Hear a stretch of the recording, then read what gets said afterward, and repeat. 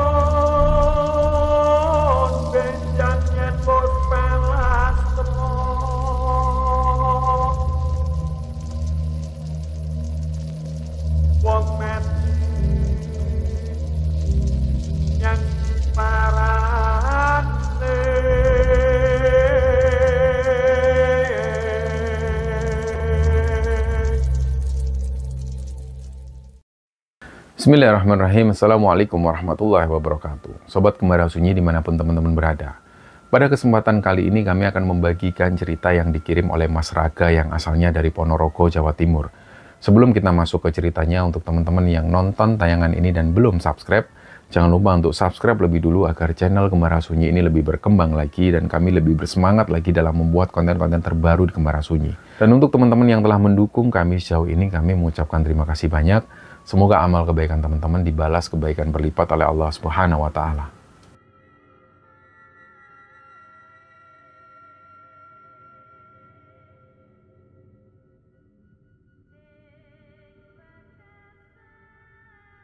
Cerita di episode kali ini, teman-teman.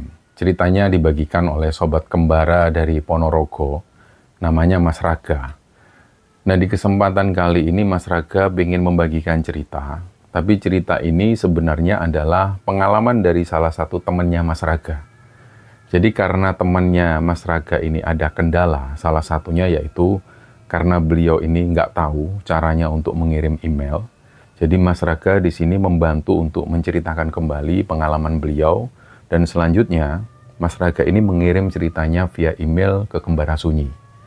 Dan sekedar info bahwa Mas Raga ini adalah aktivis pecinta alam sejak duduk di bangku SMA. Tapi dalam cerita ini Mas Raga nggak akan menceritakan hal mistis di gunung, tapi beliau ingin menceritakan pengalaman temannya ini tentang ritual mencari uang gaib atau semacam ritual pesugihan.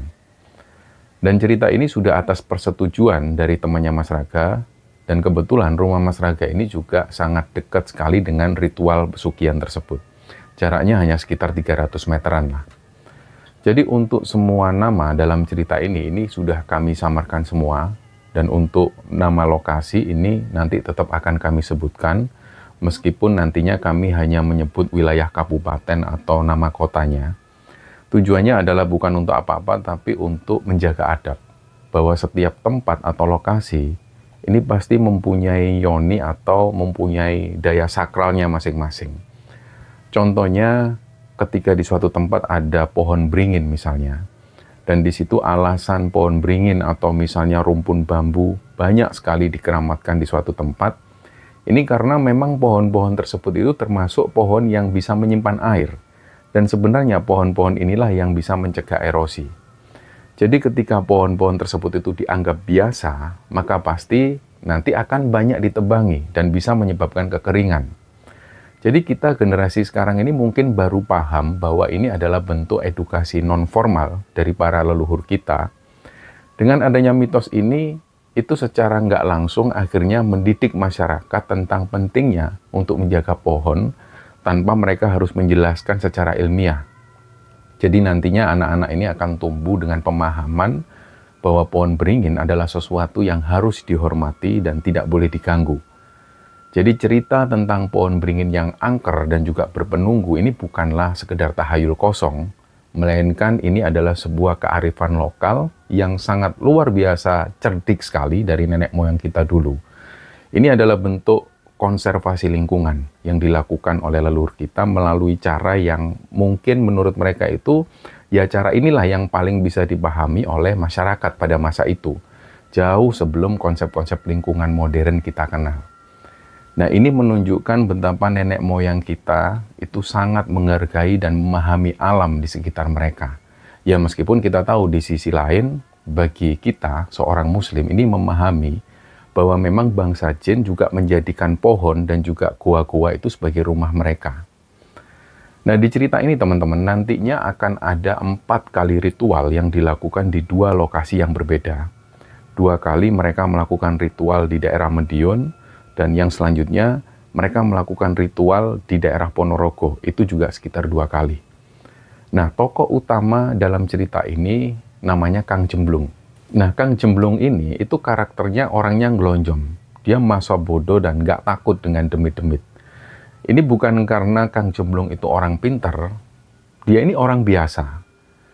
Dia itu bukan juga orang yang bisa menerawang sesuatu atau melihat hal gaib. Tapi memang karakter Kang Jemblung ini orang yang gelonjom itu tadi, dia selengean lah kalau bahasa gampangnya. Jadi siapapun yang ngobrol sama Kang Jemblung itu biasanya selalu dibuat ketawa, karena Kang Jemblung ini suka mempleset-plesetkan kata atau suka memelesetkan obrolan, sehingga akhirnya membuat lawan bicaranya itu selalu ngakak. Jadi kalau digambarkan, Kang Jemblung ini layaknya seorang komedian, tapi dengan wajah yang datar, atau dia selalu serius kalau bercanda. Nah, Kang Jemblung ini mengalami peristiwa ini di sekitaran tahun 2009. Ceritanya waktu itu Kang Jemblung ini bekerja sehari-hari di salah satu instansi pemerintahan di Kabupaten Ponorogo. Awal mula kisah ini adalah ketika Kang Jemblung waktu itu mempunyai bisnis sampingan. Dia melakukan bisnis sampingan ini bersama salah satu temannya. Sebenarnya yang punya ide ini adalah temannya, di situ Kang Jemblung hanya membantu. Jadi Kang Jemblung ini dapat tugas untuk mempromosikan proyek bisnis sekaligus mencari investor. Dan singkatnya, jalanlah bisnis sampingannya ini, dan gak lama kemudian Kang Jemblung mulai dapat investor, dan ketika mendapat investor, uang dari investor ini itu langsung diserahkan Kang Jemblung kepada temannya itu. Pada akhirnya teman bisnisnya ini dipanggil bos oleh Kang Jemblung. Nah, dalam perjalanannya mengembangkan bisnisnya ini, setiap kali Kang Jemblung itu ketemu investor, nah tiap-tiap investornya ini, itu sama sekali nggak pernah ketemu dengan bosnya Kang Jemblung. Umumnya investor-investor ini hanya percaya dengan Kang Jemblung. Dan selama ini, itu mereka mengenal Kang Jemblung ini orangnya jujur. Kang Jemblung bisa dipercaya dan nggak pernah nipu. Jadi mereka, para investor ini, ketika mereka invest uang mereka ke Kang Jemblung, mereka percaya. Dan berjalannya waktu kira-kira selang 10 bulan kemudian, Kang Jemblung mendapat kabar duka. Jadi si bosnya ini meninggal dunia, dan di sisi lain ternyata istri dari bosnya maupun saudara-saudara dari bosnya itu nggak tahu menahu soal bisnis yang dijalankan oleh almarhum. Nah, uang-uang investor yang sudah masuk pun ini juga nggak tahu disimpan di mana. Intinya ketika diselidiki oleh Kang Jemblung, uang ini sudah ludes, nggak tahu larinya kemana. Dan mendengar kabar ini, Kang Jemblung langsung bingung. Dia langsung kepikiran, ini uang investor yang sudah masuk ini gimana? Pasti lambat laun akan diminta. Dan sekitar 3 mingguan setelah bosnya meninggal, Kang Jemblung masih belum juga ada kabar soal uang itu. Nah, pikir Kang Jemblung waktu itu daripada ini berlarut-larut, sebaiknya dia kabarkan hal ini kepada para investornya. Akhirnya Kang Jemblung mendatangi satu persatu para investor ini, dan di situ dia menjelaskan bahwa bosnya ini meninggal. Dan dana yang selama ini sudah masuk, ini nggak tahu kemana. Tentu pada saat Kang Jemblung mengabarkan ini kepada mereka, mereka semua langsung nggak terima. Mereka nggak mau tahu, intinya mereka minta uang mereka segera dikembalikan. Disitulah Kang Jemblung sudah menjelaskan bahwa dia sendiri ini nggak tahu menahu dana ini kemana, dan dana ini disimpan di mana dia nggak tahu. Jadi jujur waktu itu Kang Jemblung ini sama sekali nggak tahu. Dan sebenarnya ada beberapa investor ini yang percaya kalau Kang Jemblung ini nggak mungkin bohong. Tapi ya mau gimana lagi, mereka tetap minta uangnya ke Kang Jemblung. Dan karena banyak sekali investor yang mendesak waktu itu, Kang Jemblung pun bingung. Dia ini ditagih dan diteror setiap hari supaya Kang Jemblung ini segera mengembalikan uang. Bahkan nggak jarang, rumah Kang Jemblung ini selalu didatengin oleh para debt collector. Umumnya debt collector ini adalah orang-orang suruhan dari beberapa investor. Nah, pada saat itu total uang yang harus dikembalikan ke para investor ini itu sekitar 500 jutaan. Nah, di momen-momen itu Kang Jemblung ini sering bertengkar sama keluarganya. Mereka akhirnya juga kena efeknya. Selain mereka merasa diteror, karena setiap hari itu didatengin orang yang nggak dikenal, yang mereka ini selalu mengancam keluarga Kang Jemblung, dan di sisi lain keluarga Kang Jemblung juga nggak tahu apa-apa soal itu, akhirnya mereka pun juga merasa ini berakibat buruk pada diri mereka. Dan pada suatu ketika, pas Kang Jemblung ini lagi bingung-bingungnya, dia putuskan dia mau menjual rumah keluarganya itu. Langsunglah keinginan Kang Jemblung ini ditolak mentah-mentah oleh keluarga, dan inilah yang membuat Kang Jemblung itu sempat bertengkar sama saudara, dan terutama dia sering bertengkar sama istrinya. Tapi beberapa waktu setelah itu keluarga Kang Jemblung ini nggak betah juga, karena setiap hari, dari pagi, siang, malam, rumah mereka ini selalu diteror setiap saat. Akhirnya mereka pun mengikhlaskan rumah mereka untuk dijual. Nah, waktu itu rumah keluarga Kang Jemblung ini hanya laku sekitar 300 jutaan. Dan itu pun masih belum cukup. Akhirnya selanjutnya dijuallah motor Kang Jemblung, dan di situ juga perhiasan-perhiasan milik istrinya ini juga ikut dijual. Ini semua untuk menutupi utang-utang yang harus ditanggung oleh Kang Jemblung. Tapi setelah semua ini dijual, ini masih belum juga cukup untuk menutupi semua. Dan dari sinilah kemudian perjalanan mistis Kang Jemblung mencari uang gaib atau mencari pesugihan ini dimulai. Jadi ceritanya selang beberapa bulan kemudian, tepatnya di tahun 2010, Kang Jemblung ini curhat ke adik kandungnya. Adik kandungnya ini namanya Paimin. Dia nggak tinggal satu rumah dengan Kang Jemblung. Dan di situ sebenarnya Paimin sudah tahu apa saja masalah yang dialami oleh kakaknya itu. Nah, Jemblung di situ semakin belak-belakan kepada adiknya ini bahwa dia sudah habis-habisan. Dia sudah jual semuanya untuk mengembalikan uang para investornya itu. Jadi nggak hanya rumah, dia juga cerita motor, perhiasan semuanya dijual. Bahkan dia juga sering bertengkar sama istrinya. Inilah yang kemudian diceritakan kepada adiknya yang namanya Paimin itu. Bahkan yang lebih parah adalah gaji-gaji dari kerjaan pokoknya Kang Jemblung ini juga ikut kepake. Terus Kang Jemblung ini bilang ke adiknya, "Min, ki piye men, aku entek-entekan men, duit ya wis ora nyekel blas ya men." Di situ Kang Jemblung ini mengeluh kepada adiknya, "Ini gimana men? Aku ini sudah habis-habisan men, uang juga nggak pegang men sekarang." Nah terus Paimin ini jawab, "Lah gimana Kang? Apa ritual aja Kang?" Nah dari situ Kang Jemblung ini diem, terus dia sempat mikir. Sempat lama dia mikir, dia timbang-timbang lagi, terus akhirnya dia sampaikan ke Paimin. "Min, kalau menurutmu, kalau aku ngelakuin ritual ini apa bisa dijamin berhasil, Min?" Nah, Paimin jawab, "Sudah Kang, dicoba aja dulu Kang, dijalani dulu, siapa tahu ya berhasil." Dan pada dasarnya Kang Jemblung ini bukan orang yang penakut, akhirnya dia pun mau mencoba saran dari adiknya itu. Akhirnya Kang Jemblung bilang, "Ya sudahlah kita coba. Tapi terus caranya ini gimana, Min?" Nah, si Paimin ini jawab, "Yang jelas Kang, nanti siapkan umbu rampenya Kang."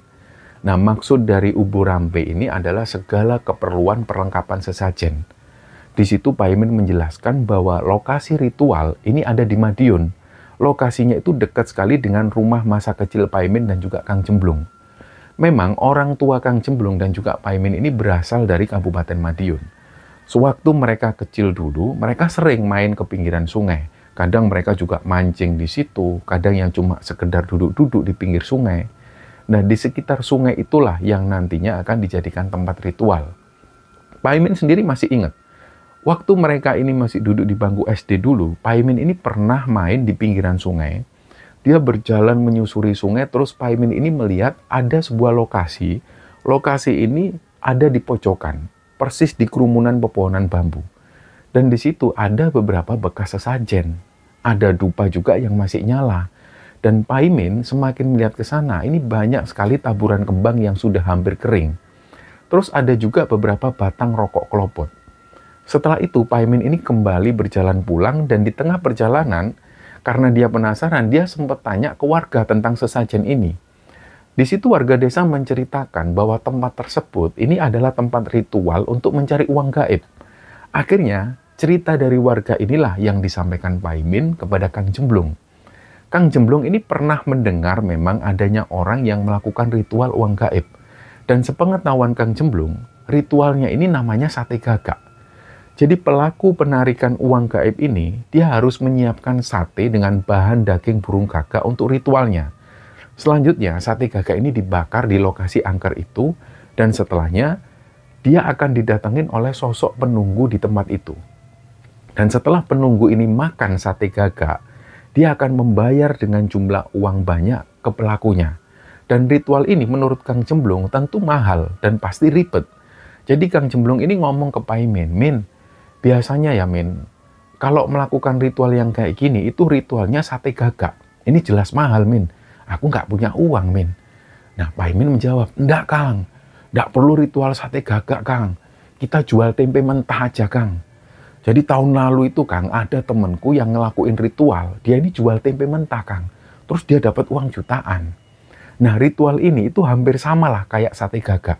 Tapi, bahan yang kita pakai itu ritualnya nggak mahal dan nggak seribet seperti sate gagak. Karena bahannya ini cuma tempe mentah. Dan singkatnya, Kang Jemblung pun sepakat. Jadi sebelum berangkat, Kang Jemblung ini sempat membeli ubur rampean itu, yaitu perlengkapan ritual ini, yang utama disiapkan jelas tempe mentah yang dibungkus daun itu, dan selain itu dia juga menyiapkan buah serikaya. Di situ Kang Jemblung juga membeli sebuah tampa dan juga dupa. Jadi kalau dihitung-hitung, modalnya ini nggak sampai 50.000. Di situ Kang Jemblung punya harapan yang besar sekali bahwa nantinya dia akan bisa dapat 10 atau 20 juta lah sekali jualan. Dan singkatnya, seminggu setelah itu, berangkatlah Kang Jemblung dan Paimin ini menuju ke Madiun. Dan setelah semua perlengkapan sesajen ini dimasukkan tas, beserta juga Kang Jemblung nggak lupa membawa kaos compang-camping sebagai kostum ritualnya, mereka pun akhirnya naik motor menuju ke Madiun. Jadi mereka berangkat dari rumah mereka di Ponorogo itu sekitar jam 7:30 malam. Dalam perjalanan itu mereka ngobrol banyak hal. Kang Jemblung ini memulai pembicaraan lebih dulu. Jadi Kang Jemblung ini ngomong ke adiknya itu, Min, ini nanti gimana ya Min kita ngomongnya sama keluarga Pak Lik ya Min. Terus Paimin bilang, sudah Kang, kita bilang aja kita mau mancing. Nanti motornya kita titipkan di rumah Pak Lik. Nah, mereka ini memang akan menuju ke rumah Pak Liknya yang ada di Madiun itu, dan rencananya memang mereka akan titip motor di sana. Karena rumah Pak Liknya ini dekat sekali dengan lokasi yang akan mereka gunakan ritual. Dan singkatnya, sesampainya di sebuah desa di Kabupaten Madiun itu, Kang Jemblung dan juga Paimin ini memasuki jalan gang desa. Di situ ada tugu batas desa. Dari tugu itu mereka ambil jalan ke arah kiri, dan sekitar 500 meteran mereka akhirnya sampai di rumah Pak Liknya. Nah, rumah Pak Liknya ini terbilang biasa, bangunannya pun juga bangunan lama, tapi tetap kokoh. Halaman depannya itu luas dan di samping rumah itu ada sumur. Sumur ini biasa dipakai untuk aktivitas sehari-hari. Nah, di situ mereka turun dari motor dan langsung mengetuk pintu rumah Pak Liknya. Assalamualaikum, Assalamualaikum. Nggak lama ada jawaban dari dalam. Waalaikumsalam. Nah, Pak Liknya di situ sempat kaget. Pas Pak Liknya buka pintu, ternyata yang datang ini adalah Jemblung dan Paimin. Pak Liknya ini kaget karena mereka ini kok datangnya malam-malam. Singkatnya di situ Jemblung dan Paimin dipersilakan masuk, terus disuguhkanlah secangkir kopi dan juga cemilan. Awalnya mereka ngobrol-ngobrol tentang kehidupan sehari-hari dan mereka juga saling tanya kabar. Dan di sela-sela obrolan ini, Paimin izin kepada Pak Liknya itu untuk menitipkan motornya dengan alasan mereka ini mau mancing. Dan setelah mendengar perkataan Paimin, Pak Liknya itu sedikit khawatir. Terus beliau bilang, loh kalian itu loh, kok malam-malam gini mau mancing di sana Toli? Sudah tahu kalau tempat itu angker. Nah pada saat itu, Paimin dan Kang Jemblung ini sedikit pun nggak bilang kalau mereka ini mau melakukan ritual untuk mencari uang gaib. Akhirnya Pak Liknya ini cuma bisa mengingatkan supaya mereka ini hati-hati. Karena di lokasi yang akan mereka tuju itu, ini dulunya memang untuk tempat ritual. Jadi di sini Pak Liknya tidak menjelaskan secara detail ritual apa. Beliau hanya bilang bahwa tempat itu angker. Akhirnya mereka pun bersiap berangkat. Tas itu mereka ambil dan tampah yang dicantolkan di motor itu juga diambil. Dan di momen ini Pak Liknya curiga. Jadi Pak Liknya tanya, loh Le, pancingmu mana? Pancing kalian ini mana? Kok malah bawa tampah segala buat apa Le? Nah mungkin Pak Leknya ini dari tadi nggak ngeliat kalau Jemblong dan si Paimin ini bawa joran pancing. Pak Leknya nggak ngeliat itu. Terus Kang Jemblong ini nyeletuk. Lah ini pancingannya sudah di dalam tas Pak Lek. Ini kan pancingan yang bisa ditekuk. Nah kalau tanpa itu, ini buat tempat ikan. Nah akhirnya Pak Lek mereka ini cuma berpesan, ya wes, kalau gitu kalian mancing tapi hati-hati kalau kalian mendengar atau ngelihat sesuatu muncul dari dalam air, udah langsung balik aja ke sini. Terus mereka menjawab, nggih Pak Lek. Mereka pun jalan menuju ke lokasi. Waktu itu mereka ini cuma bawa 1 senter. Dan sekitar 5 menit mereka sampai di batas desa. Di situ masih terlihat sebuah rumah. Dan selanjutnya sudah hutan dan juga rerimbunan pohon. Dan dari rumah terakhir itu mereka ini masih harus berjalan sekitar 30 menit lagi. Dan di situ mereka melewati persawahan, ada juga kebun singkong, dan terakhir mereka sampai di rumpun pohon bambu. Nah ketika mereka melihat rumpun pohon bambu yang pertama, Paimin ini bilang, ini sudah deket Kang. Kita agak ke sebelah sana aja Kang. Terus Kang Jemblong ini sambil nginget-nginget lagi. Bentar Min, kok kayaknya aku pernah lihat tempat ini ya Min? Nah Paimin jawab, ya iyalah Kang, dulu kan pas SD kita sering main ke sini Kang. Paimin juga menunjuk tanah lapang yang sering mereka buat main bola ketika mereka SD dulu. Dan setelah itu mereka melanjutkan perjalanan lagi agak menyisir di pinggiran sungai. Dan di sepanjang jalan yang dilewati ini adalah hutan bambu yang sangat lebat sekali. Terus setelah mereka ini tiba di lokasi ritual, Paimin langsung ngasih tahu Kang Jemblong tata cara yang harus dia lakukan. Jadi Paimin bilang, Kang, ayo cepetan ganti kostum sekarang Kang. Habis itu baca rapalan mantranya, terus setelah itu nanti kentongannya dibunyikan Kang. Akhirnya di situ Kang Jemblong mengeluarkan semua isi dalam tas yang dia bawa, terus dia langsung ganti kostum. Dia langsung pakai pakaian compang-camping layaknya gembel. Selanjutnya Kang Jemblong ini menata tempe-tempe itu. Jadi tempe-tempe ini ditata dengan rapi di atas tampa, terus di tengah tampa itu diletakkan sebuah buah. Nah, Kang Jemblong ini lupa jenis buahnya apa, tapi seingat Kang Jemblong itu buahnya mirip kayak buah serikaya. Nah, di sini mulailah Kang Jemblong menyalakan dupa, dan dupa ini kemudian ditancapkan di tanah. Nah, Kang Jemblong sempat tanya lagi, ini gini ya Min, sudah ya Min? Terus nanti kalau ada yang datang, ini tak kasih harga berapa Min? Nah, kata Paimin, itu Kang, uang 100-an ribu punyamu itu taruh aja di tampa Kang. Nanti kalau ada yang datang dan misalnya dia ini mau beli, tunjukkan aja uangnya. Setelah itu Paimin pun agak menjauh dan Kang Jemblong ini ditinggal sendirian. Nah entah saat itu Paimin ini kembali ke rumah Pak Leknya atau lagi mengamati Kang Jemblong dari kejauhan, Kang Jemblong nggak tahu itu, yang jelas Kang Jemblong ini ditinggal sendirian.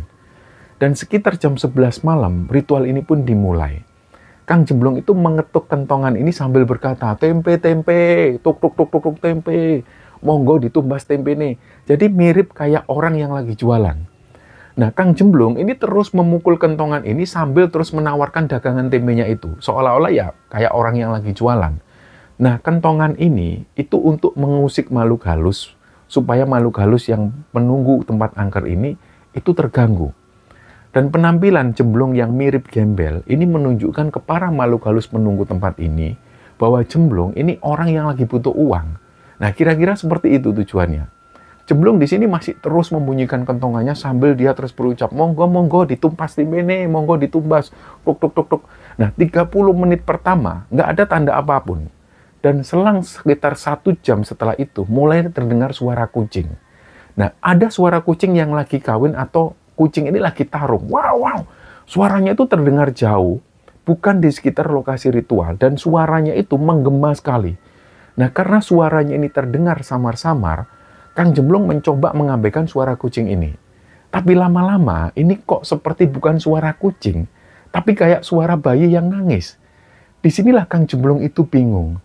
Ini suara kucing atau suara bayi yang nangis. Akhirnya dia mengabaikan lagi suara itu, dan dia melanjutkan ritualnya. Nah, kentongan ini dipukul-pukul lagi oleh Kang Jemblong. Tuk, tuk, tuk, tuk, tuk, monggo, monggo, ditumbas tempene, ditumbas, tuk, tuk, tuk. Sambil dia ketuk kentongan lagi sambil agak berkeliling. Nah, sampai sekitar jam 2 dini hari, dari kejauhan itu ada seperti cahaya. Awalnya Kang Jemblong melihat cahaya ini melayang dari kejauhan, tepat dari arah yang sama pada saat Kang Jemblong ini datang. Nah, lama-lama cahaya ini semakin mendekat ke arah Kang Jemblong. Ternyata cahaya itu berasal dari cahaya senternya Paimin. Nah, waktu itu Kang Jemblong ini sudah kaget. Min, wah kurang ajar kamu, tak kira matanya gondoruwo, Min. Terus Paimin ini bilang, mata gimana toh Kang? Mau jelas-jelas senter. Gimana Kang? Sudah berhasil belum Kang? Walah, zong Min. Nggak ada apa-apa, Min. Lihat tampilanku sudah kayak gini. Akhirnya di situ Kang Jemblong ini terlihat kecewa. Nah, Paimin akhirnya ngajak balik, ya wis sabar, ayo pulang Kang, ini sudah mau subuh Kang. Nah, setelah beres-beres, mereka pun kembali ke rumah Pak Liknya itu. Di situ ketika tiba di rumah Pak Liknya Jemblong ini kaget. Karena waktu itu Jemblong ini belum sempat ganti pakaian. Dan ketika ngelihat Jemblong yang seperti itu, loh, Blong, kamu habis ngapain, Blong? Tampilan Kang Jemblong ini persis kayak gembel, rambutnya acak-acakan, apalagi raut wajah Kang Jemblong itu sudah kecewa. Nah, Jemblong ini nggak bisa jawab, akhirnya dia bilang, iya Lek, tadi loh Lek, aku tadi sempat kejebur, makanya ini pakai kaos seadanya. Walah Blong, kamu itu aneh-aneh Blong. Nah, akhirnya pagi itu mereka pulang kembali ke Ponorogo. Nah, hari-hari selanjutnya, Kang Jemblong ini menjalani kehidupannya dengan tidak tenang. Dalam 1 bulan terakhir itu, dia dikejar-kejar banyak orang. Jadi banyak sekali investor-investor ini yang masih terus datang tiap hari, nagih uang mereka. Bahkan beberapa dari mereka ini ada juga yang pakai cara kekerasan. Untungnya nggak sampai kebelabasan. Akhirnya Kang Jemblong ini mulai menghubungi Paimin. Kang Jemblong bilang dia ini mau melakukan ritual lagi. Singkatnya setelah semua persiapan dilakukan, mereka pun berangkat lagi menuju ke Madiun. Nah, lokasinya ini masih sama. Dan motornya ini dititipkan lagi di rumah Pak Liknya itu. Dan di situ mereka berjalan lagi melewati area sawah dan juga perkebunan, terus mulai memasuki rimbunan pohon bambu. Nah, malam itu mereka memilih malam Jumat Kliwon yang dianggap malam keramat. Dengan harapan, banyak penampakan yang muncul dan ritualnya ini akan ada hasilnya. Jadi tepat jam 12 malam, ritual ini dimulai. Kentongan bambu ini mulai diketuk-ketuk Kang Jemblong. Dia mulai menawarkan dagangan tempenya. Tok, tok, tok, tok. Monggo ditumbas tempe ini, monggo, tuk tuk tuk tuk. Dia sendirian di situ. Dan akhirnya nggak lama kemudian, sekitar 20 menit kemudian, tiba-tiba terdengar suara-suara aneh. Awalnya ada suara-suara pohon bambu yang saling bergesekan. Tiba-tiba suaranya itu mirip kayak suara ketawa perempuan. Dan bersamaan dengan itu juga ada seperti suara orang batuk-batuk. Nah, selang 30 menit kemudian mulailah terdengar suara yang muncul dari dalam air. Kecepak, kecepak, kecepak. Suaranya itu mirip kayak suara ikan yang lagi dipancing. Tapi dari suara kecipaknya, kayaknya ini ikan besar. Jadi Kang Jemblong ini mulai mencari arah sumber suara. Dan ketika dia melihat ke arah sungai, dia melihat ada sesuatu yang bergerak seperti ikan. Dan gerakannya itu ada di permukaan air. Nah, karena malam itu Kang Jemblong ini nggak pakai penerangan, dia cuma mengandalkan cahaya bulan yang remang-remang. Tapi Kang Jemblong di situ masih melihat samar-samar ada pergerakan di sungai. Kang Jemblong ini cuma bisa membatin dalam hatinya. Ini apa?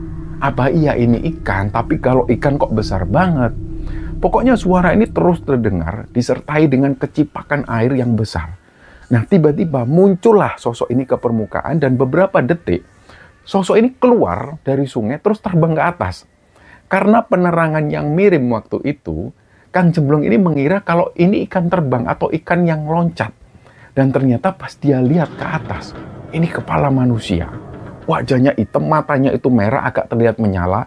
Dan di bagian bawah kepala itu tergantung organ tubuh, kayak usus, jantung, hati. Mirip kuyang kalau di Kalimantan. Nah, sempat Kang Jemblong ini kaget ketika ngelihat sosok ini. Tapi itu nggak lama. Kang Jemblong ini karena pada dasarnya orangnya bukan orang yang penakut. Jadi di situ Kang Jemblong malah bilang, kene tukun daganganku kene. Ayo Rene, sini beli daganganku. Tapi sosok ini cuma diam ketika ngelihat Kang Jemblong. Matanya malah melotot ke arah Kang Jemblong. Dan sekali lagi di situ Kang Jemblong menawarkan dagangan. Jadi memang ini adalah bagian dari ritual. Ketika ada sosok yang datang, maka pelaku ritual tersebut harus menawarkan dagangannya. Disitulah Kang Jemblong ini malah semakin keras memukul kentongannya itu. Tuk, tuk, tuk, tuk. Monggo dibeli jualan saya, monggo. Tapi sosok ini terus diam dan gak bergerak. Akhirnya dengan sedikit nyinyir, Kang Jemblong ini bilang, walah kamu itu kok gak beli. Kalau kamu gak beli gak usah nakut-nakutin. Aku gak takut sama kamu. Aku lebih takut sama debt collector yang datang ke rumahku daripada sama kamu. Sudah sana kamu pergi. Nah, setelah Jemblong ngomong seperti ini, anehnya sosok ini turun lagi terus langsung jatuh ke sungai. Kang Jemblung waktu itu santai. Dia melanjutkan ritualnya. Kentongan ini dibunyikan lagi, tuk tuk tuk tuk tuk. Monggo ditumbas tempenya, monggo. Dan sekitar jam 3 dini hari, nggak ada lagi sosok yang muncul. Nggak lama kemudian, Paimin pun kembali datang untuk menyebut Kang Jemblung. Terus Paimin tanya, gimana Kang? Sudah ada hasil belum Kang? Ya nggak ada ya Min. Akhirnya di situ mereka merapikan kembali umbu rampenya, dan sambil beranjak pergi, Kang Jemblung ini sambil mengumpan. Demit sialan. Nggak bisa ngasih duit, bisanya cuma nakut-nakutin, tok kampret. Nah, Kang Jemblung ini jengkel banget hari itu. Karena ini sudah kedua kalinya dia melakukan ritual dan nggak dapat apapun. Singkatnya, pas sudah sampai di rumah Pak Liknya, di subuh hari itu Pak Liknya nanya, loh mana ikan hasil pancingannya?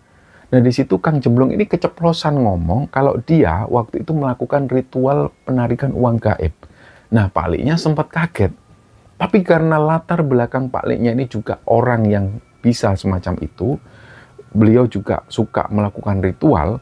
Nah, akhirnya di situ Pak Liknya pun memaklumi. Dan sekitar jam 7 pagi, mereka pun pamit pulang untuk kembali ke Ponorogo. Dan selang seminggu kemudian, Kang Jemblung ini cari lokasi ritual lagi.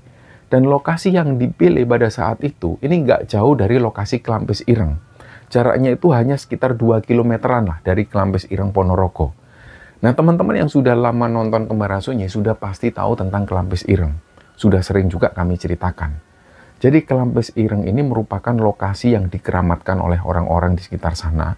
Lokasinya ada di Ponorogo. Kang Jemblung memilih lokasi ini juga atas saran dari Paimin. Lokasinya itu ada di area persawahan, dekat dengan sungai besar dan persis di belakang SPBU. Sore hari itu mereka menyiapkan umbu rampe untuk ritualnya nanti malam. Dan sekitar jam 10 malam mereka berangkat naik motor dan mereka membawa tas yang isinya ini perlengkapan ritual semua. Sedangkan tampah ini diletakkan di tengah. Dan jarak antara rumah menuju ke lokasi ritual ini sebenarnya nggak jauh. Tapi ya seperti itu, mereka harus melewati beberapa perkampungan dan lokasinya ini benar-benar di tengah-tengah area persawahan. Nah, setibanya mereka di gubuk, motor itu harus diparkir di dekat gubuk, terus mereka harus jalan lagi. Nah, Paimin ini mengantarkan Kang Jemblung menuju ke titik lokasi ritual. Jadi di situ mereka mulai jalan kaki melewati galangan sawah, dan lokasinya ini memang area sawah yang sangat luas sekali, jauh dari pemukiman penduduk. Di situ ada tanah datar kecil yang ditumbuhi beberapa pohon pisang. Ukurannya itu ya sekitar 5 kali 5 meter lah, selebihnya area sawah semua. Nah, setelah itu Kang Jemblung ini berganti kostum compang-camping lagi. Dia seperti gembel. Dan Paimin ini membantu mempersiapkan menata prosesi ritualnya. Setelah itu, Paimin pergi menjauh dan kembali di gubuk di tempat di mana motor mereka terparkir tadi. Jaraknya ya sekitar 200 sampai 300 meteran. Dan sekitar jam 11 malam, ritual pun dimulai. Kentongan dari bambu ini mulai diketuk. Dan Kang Jemblung seperti biasa, selanjutnya Kang Jemblung ini mulai menawarkan dagangan tempenya itu. Sambil kentongan ini dia pukul, tuk tuk tuk tuk, monggo ditumbas tempe nih, monggo. Terus seperti itu terus. Nah, suasana malam itu terasa dingin karena angin di area persawahan ini juga kencang. Dan sekitar jam setengah 1 malam, tiba-tiba angin ini reda. Dan suasana itu berubah jadi hening. Bahkan suara kata atau jangkrik ini nggak terdengar. Padahal ini adalah area persawahan. Seharusnya minimal paling nggak adalah suara angin atau serangga malam. Tapi di momen itu ini sama sekali nggak ada suara apapun. Dan tanaman padi ini nggak ada yang bergerak satupun. Benar-benar hening. Nggak lama terlihat dari kejauhan ada orang jalan. Dari kejauhan ini orang ini jalan kayak sambil bawa 2 uplik atau 2 lampu tempel. Lampu minyak zaman dulu itu. Nah, tapi orang ini itu jaraknya masih jauh sekali. Karena Kang Jemblung ini takut ketahuan warga atau takut ketahuan petani yang datang, akhirnya Kang Jemblung ini bersiap untuk pergi. Nah, memang Kang Jemblung ini tahu kalau di sekitar persawahan itu kadang ada jadwal pengairan. Jadi jadwal pengairan jatah air ini memang untuk pengairan sawah dan memang jadwalnya itu bergiliran. Kadang bisa tengah malam airnya juga baru datang. Kang Jemblung ini sudah siap berkemas karena dia takut ketahuan. Dan belum sampai 1 menit, tiba-tiba orang yang dia lihat tadi masih jauh, tiba-tiba ada di depan Kang Jemblung. Ternyata yang dilihat Kang Jemblung ini bukan orang. Jadi ada sosok besar yang tingginya itu 2 meteran lebih. Dia berdiri persis di depan Kang Jemblung. Ternyata yang tadi dilihat Kang Jemblong dari kejauhan itu dikira lampu minyak. Ini ternyata adalah mata sosok yang menyala tersebut. Dalam hati Kang Jemblong berkata, wah, ternyata gondoruwo. Langsung Kang Jemblong menawarkan dagangannya. Diketuk lagi kentongannya, monggo ditumbas dagangan kulo. Monggo ditumbas. Nah, sosok ini mulai mengeram. Dia nggak gerak sama sekali. Terus Kang Jemblong ini ngomong lagi, monggo ditumbas tempene. Nah, sosok gondoruwo ini tetap diam. Dan nggak lama, sosok gondoruwo ini pun menghilang. Akhirnya sampai jam 3 dini hari, ritual ini nggak membuahkan hasil. Kang Jemblong dan Paimin pun pulang. Dan esok harinya, Kang Jemblong ketemu lagi sama Paimin. Kang Jemblong di sini mengeluh kepada Paimin. Min, ini gimana, Min? Kok belum juga ada hasil ya, Min? Paimin menjawab, lah ya, Kang. Apa ritual yang sampean lakukan ini ada yang kurang ya, Kang? Karena temanku itu pernah nyoba, tapi ya berhasil kok, Kang. Nah, Kang Jemblong sambil mengelus kepalanya sendiri, dia bilang ke Paimin, sudahlah, Min, kita coba lagi, Min. Udah sekalian aja, Min. Akhirnya, selang 2 minggu kemudian, mereka janjian untuk ke tempat yang sama. Masih di area persawahan yang ada di dekat Kelampis Ireng itu. Nah, malam itu, sebelum mereka berangkat ke lokasi, sekitar jam 8 malam, ada 2 orang teman Paimin yang bertamu ke rumah. Kang Jemblong pun juga kenal dengan mereka berdua, namanya Warso, dan satu lagi keponakan mereka sendiri, namanya Joko. Ternyata yang mengundang mereka berdua ini adalah Paimin. Alasan mereka ini pengen menyaksikan ritual mencari uang gaib, karena mereka penasaran sebenarnya. Akhirnya berangkatlah mereka berempat menuju ke lokasi. Dan setelah sampai di gubuk tempat parkir itu, Paimin ini tanya kepada Warso dan Joko, ini kalian mau ikut enggak? Ini aku mau nganter Kang Jemblong dulu nata perlengkapan sajennya. Terus mereka bilang, loh Kang, sampean lama tak Kang? Enggak, sudah tunggu sini aja kalau kamu takut, nanti aku juga kembali ke sini.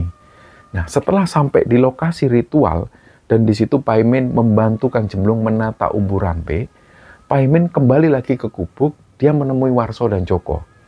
Nah, tepat jam 12 malam, Kang Jemblong ini memulai ritualnya. Kentongan bambu itu diketuk lagi, tok, monggo ditumbas tempene, begitu terus. Dan dia ini menawarkannya berulang-ulang.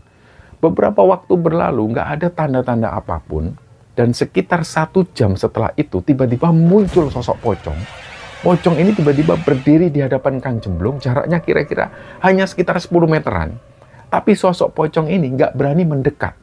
Jadi Kang Jemblong ini semakin kenceng, dia teriak, monggo ditumbas tempene. Tangan Kang Jemblong ini sambil melambaikan tangannya ke arah pocong tersebut, tapi pocong ini diem. Jadi Kang Jemblong di sini sempat melihat dengan jelas ke arah pocong tersebut. Wajah pocong ini hitam. Nah, tiba-tiba pocong ini bergerak.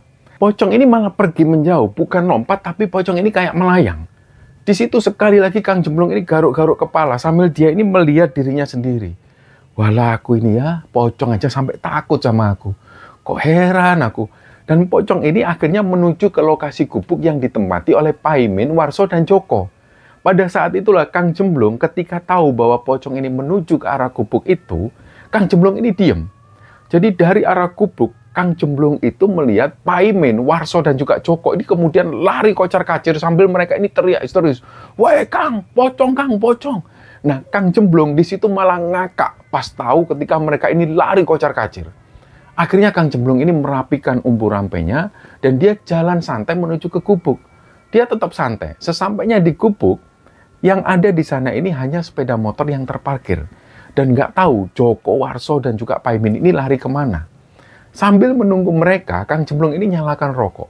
Dan sekitar 30 menit kemudian, Paimin, Warso, dan Joko ini datang. Mereka kondisinya ini nggak karu-karuan. Celana dan kaos mereka ini basah dan kotor kena lumpur. Mereka di situ masih dengan nafas yang ngos-ngosan, terus mereka bilang ke Kang Jemblong, Kang, ayo Kang, pulang Kang. Kang Jemblong santai, dia pura-pura nggak tahu. Jadi Kang Jemblong ini tanya, kalian itu kenapa? Nah, Paimin di sini nafasnya ngos-ngosan, dia bilang ke Kang Jemblong, udah Kang, nanti aja Kang, dari rumah aja tak ceritain Kang. Akhirnya mereka pun pulang kembali ke rumah Kang Jemblong. Nah, di situ 3 orang ini kemudian membersihkan diri, terus Kang Jemblong di situ membuatkan kopi dan Kang Jemblong ini tanya, kalian itu kenapa tadi? Nah, Paimin menjelaskan. Jadi pas mereka ini nunggu di gubuk, iseng-iseng Warso itu menyalakan dupa. Tiba-tiba ada yang aneh. Mereka di situ melanjutkan ngobrolnya. Awalnya Di gubuk itu Pak Imin ini ngomong, ini harusnya Kang Jemblung ini sudah ada yang datangin. Nah tiba-tiba ada suara dari belakang. Wah, langsunglah mereka bertiga ini ngelihat ke arah belakang. Ternyata di situ mereka bertiga ini ngelihat pocong. Mereka bertiga akhirnya lari ketakutan sampai ke cebur sawah. Terus Kang Jemblung ini bilang ke mereka bertiga bahwa sebenarnya Kang Jemblung sudah tahu soal pocong itu. Karena sebelumnya Kang Jemblung ini juga didatangin pocong tersebut. Nah disinilah Pak Imin tanya, loh Kang, sampai didatengin pocong, loh kenapa kok dagangannya nggak dibeli Kang? Kenapa kok pocong itu nggak beli dagangan sampean? Harusnya kan sampean bisa dapat uang. Terus Kang Jemblung ini jawab sambil santai sambil dia ngerokok. Lah kan kamu tahu Min, pocong kan nggak punya kantong saku Min. Pasti dia nggak bawa uang Min. Mau beli pakai apa? Di situ mereka semua ketawa ngakak. Nah singkatnya, Kang Jemblung ini sadar apa yang dia lakukan ini salah. Apa yang dia lakukan ini keliru. Nah untungnya selama 4 kali dia cari uang gaib, Kang Jemblung ini nggak pernah berhasil. Dan itu mungkin petunjuk dari Tuhan. Kalau saja ritual itu berhasil, kemungkinan besarnya Kang Jemblung ini malah makin lebih percaya pada makhluk halus daripada Tuhan. Padahal sebaik-baik pemberi rezeki adalah Allah. Dan mulai sejak saat itu Kang Jemblung mulai menyampaikan ke para investornya itu, dia akan bertanggung jawab. Dia akan bayar kekurangan uangnya dari uang gajinya tiap bulan. Karena hanya itu yang bisa dia lakukan. Karena rumah, motor, perhiasan, semuanya ini sudah ludes untuk mengganti uang tersebut. Yang jelas bukan dipakai oleh Kang Jemblung. Dari situ para investor ini menyadari bahwa Kang Jemblung ini juga merupakan korban sebenarnya. Mereka pun akhirnya kasihan dan mereka memahami Kang Jemblung. Singkatnya, setiap bulan Kang Jemblung menepati janjinya, beliau bayar kekurangannya dari uang gajinya itu. Dan alhamdulillah masalah ini pun selesai. Jadi teman-teman, dari cerita ini kita bisa mengambil kesimpulan bahwa jalan pintas menuju kesenangan duniawi dengan cara bersekutu dengan setan dan jin adalah ilusi dan jerat setan yang akan menjauhkan manusia dari keimanan. Nah, kekayaan maupun kekuasaan yang didapat dari cara ini itu nggak akan pernah membawa kedamaian dan kebahagiaan, melainkan hanya penderitaan dan penyesalan yang tiada akhir. Dan sebagai umat yang beragama, kita diajarkan untuk mencari rezeki dan memecahkan masalah harus dengan cara yang baik, cara yang halal, dan harus dengan kesabaran dan selalu bergantung kepada Allah Subhanahu wa Ta'ala. Dan semoga kisah ini bisa kita ambil hikmah dan bisa kita ambil pelajaran di dalamnya. Mohon maaf jika ada salah kata. Wassalamualaikum warahmatullahi wabarakatuh.